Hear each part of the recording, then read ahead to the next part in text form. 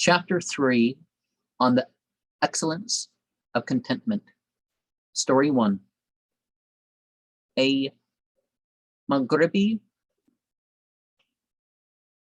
somebody with West Africa, said in Aleppo, in the row of linen drapers, lords of wealth,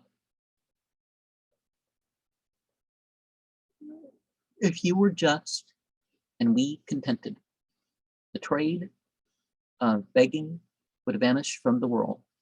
O contentment, make me rich, for besides thee, no other wealth exists. Lokman selected the corner of patience. Who has no patience has no wisdom.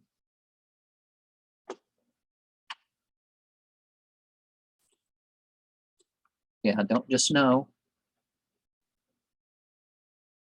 bring about, but have the tact to be able to stay the path or hold back until the time.